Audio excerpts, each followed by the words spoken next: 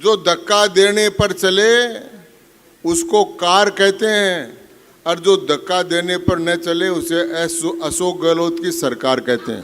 ये दिखाई तो है, रोज धक्के दे रहे हैं।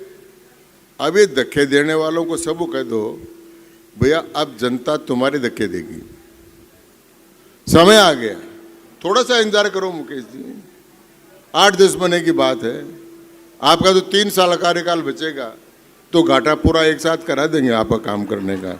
इसलिए जो काम काज, इसलिए पंचायत समिति, जिला परिषद के सारे मेंबर किसी प्रकार की चिंता नहीं करें। वो चुनाव आने वाला है। अब उस चुनाव के लिए भारतीय जनता पार्टी, आज का जो मैं संदेश बताना चाहता हूं कि चुनाव के लिए संदेश है भारतीय जनता पार्टी के कार्यकर्ता। 2 चुनाव हैं, एक विधानसभा का, एक लोकसभा। 24 की चिंता मत करो, मोदी तो आ रहा है।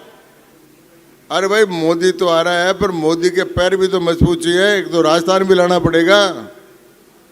तो मोदी जी के कहने हिसाब से काम चले, अड़ंगा लगा देते बीच बीच में। अशोक गहलोत जी अड़ंगा लगा देते। अब मोदी जी का जगह जगह विश्व में सम्मान हो रहा है, तो कह रहे मोदी जी का सम्मान इसलिए हो रहा है कि वो गांधी जी के देश से हैं। तो ये गांधी जी के देश में मनमोहन सिंह नहीं था क्या? या गांधी जी के देश में राजीव गांधी नहीं था? इंदिरा गांधी जी गांधी के देश में नहीं थी? किसके देश में नहीं थी? गांधी जी के देश में है, इसलिए भी हो रहा है।